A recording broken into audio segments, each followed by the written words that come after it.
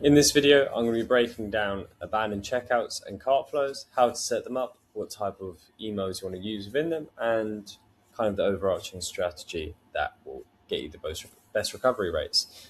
Before I dive into those, I'm going to run you through the difference between a checkout and a cart flow, the triggers, and things of that nature. So let's hop into it. So if we go on to Dr. Squatch's website, and let's just say we add this to cart, this would then trigger the added to cart metric on Shopify. So this, if someone then didn't click proceed to checkout, would then get put into the abandoned cart flow. However, if they proceed to checkout, it would then count as the checkout started trigger. And if they didn't place the order, they would then be put into the abandoned checkout flow. So that's the main difference. And with Klaviyo's most recent update, or not most recent, but one of the recent updates, they added to cart, like the cart started metric. So if you don't have that currently on your Klaviyo, what you're going to want to do is just disable the integration, reintegrate it, and it should populate. So now we have the differences between the cart and the checkout out the way. We're going to dive into the flow specifically and what you should include. So if we start with checkout, the trigger is going to be checkout started, time delay 1 hour. Then you're going to want a conditional split of if someone's placed an order 0 times over all time. The reason you want this is if it's yes, it's going to be, if they do complete the order, will be their first time placing an order with you. If no, they're a returning customer. And then you're going to want to take this a step further. For the example, I've kept it simple, but in an ideal world, you'd have it third time customers. So these are going to be your loyal customers, people who keep returning. And they're going to be their reasons for abandoning a checkout are going to be very different to someone who's placed an order with you once before, and they're going to be very different to someone who's about to place their first order with you. So you're going to want to make sure to split those accordingly, and then also base the objections in terms of their life cycle. But if we start with the people who've never placed an order with you before, the first abandoned checkout, you're going to want to keep this super simple. You can add parts like sections onto it with like testimonials and social proof or icons like trust badges. But 9 times out of 10, you're just going to want it to be, a simple headline, CTA, and then a dynamic section. Now, one thing I would suggest is setting up an A/B test where it's, they're a plain text versus a designed. The reason being, we actually do see across a lot of accounts that we manage, plain text being designed on this quite frequently. So yeah, test it out. It may work for your brand, may not, but the point being is this is one of like the most high leverage tests you can do across pretty much all flows, which is having a plain text versus a design as the first A/B test. Now, after this, you're going to want to do a value alignment / desire email. The reason being, the first checkout email should actually do a lot of the heavy lifting. Like most of the reason, the main reason people don't place an order with you off bat is because they actually forgot, or something came up in their life. So you're going to want to have this second one do the objection handling. So a value alignment is going to be why they shop with you over other brands. So say, for example, like this one, it's a Christian brand. You're going to want to have it like, we're a Christian brand. They're shopping for a Christian brand. There's a match. Or the desire, they want to bring a space to life with neon lights, and you've got images of what people have done. Or, a testimonial breaking down why this was such a good purchase, and then the reasons why they should continue shopping with you. Or just don't let us tell you why it's good. Here's what everyone else has got to say. A collage of testimonials. This will do quite a lot of heavy lifting in the sense of it's going to be, answering one of their biggest pain points or pushing them towards their dream state.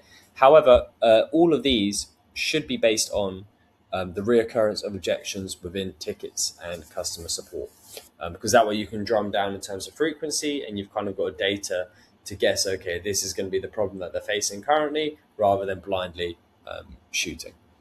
So within all of these, you're going to want a 1-day time delay. And then after this third one, the abandoned checkout third, you're just going to want an FAQ one.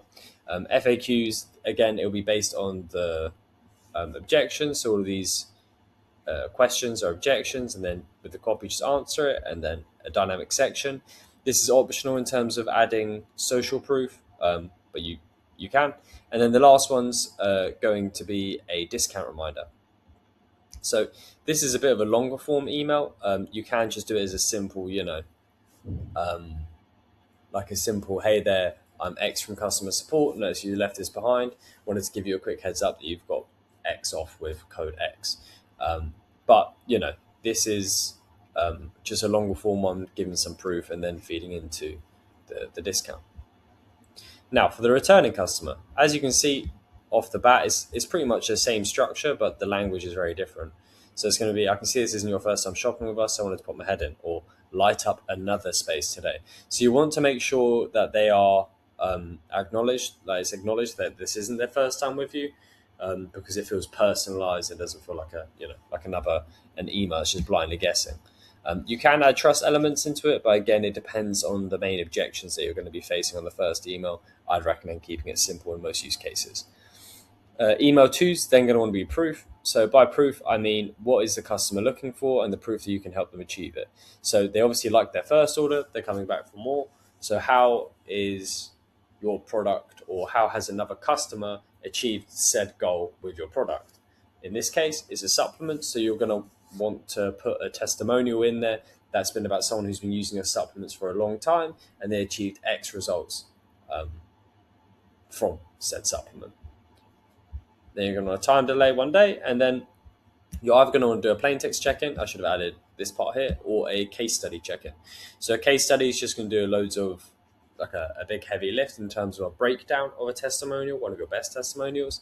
And then the checkout is just going to be like the plain text checkout is simply just going to be, you left this behind, can we help with anything? And you're going to want to push for a reply in the opening of the email. But then, you're going to want to put a link in there just in case they do want to click then. The reason why I say you want to push for a reply is you'll actually be surprised at how many people say, yeah, I'm struggling with X, Y, Z. And your customer support can take it from there. It's human to human contact.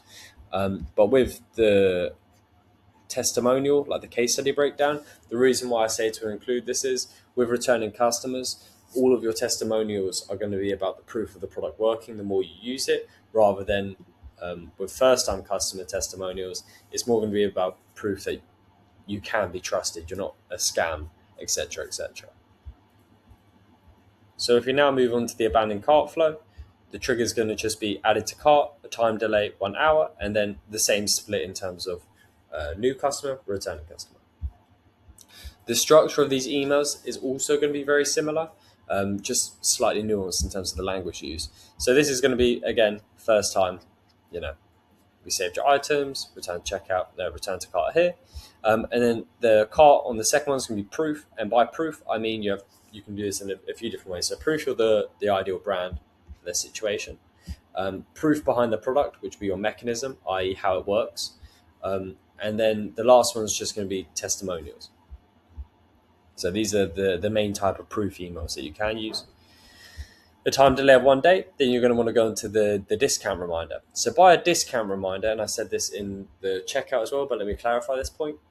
You want to use the incentive that they signed up to the email list for. So in this case, it's 10%. In this case, it's 20% off. So they gave their email address to you for X percentage off or X gift off. You want to reiterate that point and use it as basically to assist in the conversion. So yeah, it's not going to basically. You don't have to make new coupons for first-time customers. Just use what they signed up for in the first place. And then you're going to want to do a plain text check-in, reiterate the welcome coupon, and just say, I'm here if you need a hand. Then for the cart, again, it's going to be a simple on the first one. The second one is reasons for repurchasing.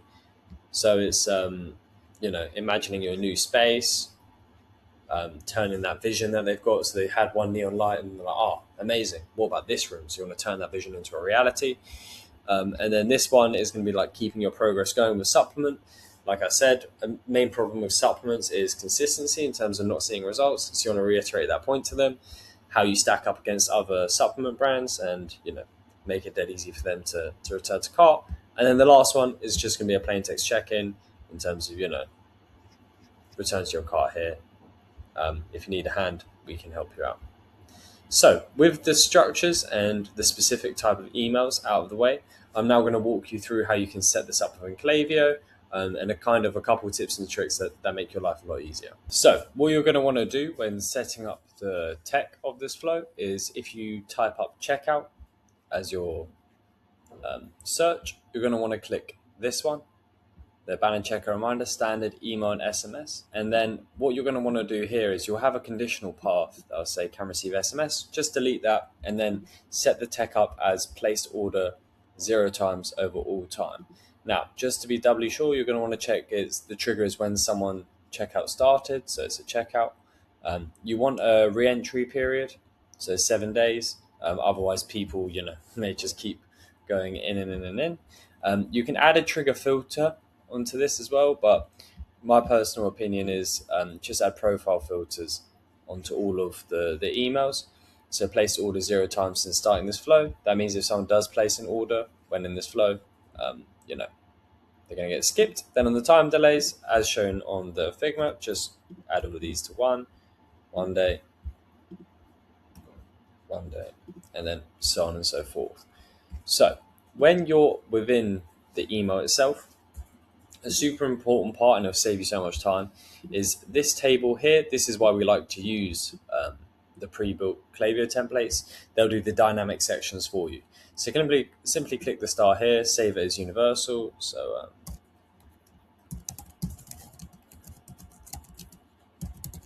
there you go, check out dynamic content, and then boom, it's saved. Now with the buttons, they'll put the event URL there as well. So copy that, and then if you're doing it image based, you just put that as the link attachments. And here, you can change it also. Don't forget your cart. Let's check out what basket.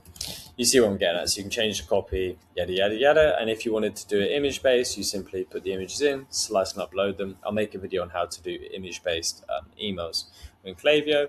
But yeah, that's that. Now, once you have the checkout set up with this, what I'd actually recommend you do is, if you go onto your flow section of your Klaviyo, and then it's this one here, you just want to clone the flow. So change it to cart example, and then the trigger, just change it to added to cart instead of checkout. Clone flow, and then if I go on to cart example, you'll see it's added to cart, and then we can just go through and add in the emails. So yeah, I hope this helped. If you have any questions, feel free to leave them in the comments. And if you're an e-commerce brand doing over $50,000 a month, click the link in the description. You'll be able to get a free order with us. And yeah, so hope this video helped, and speak to you guys soon. Bye bye.